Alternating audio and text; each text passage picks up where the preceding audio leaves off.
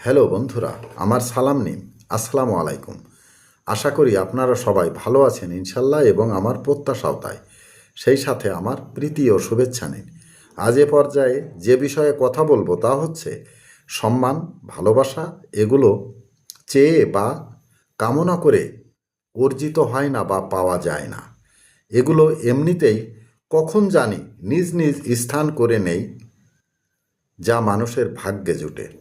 যাদের ভাগ্যে তা জুটে, আপনা আপনি অজান্তেই নীরবে কখন চলে আসে, এমনকি প্রাপকরাও জানতে বা বুঝতে পারেন না।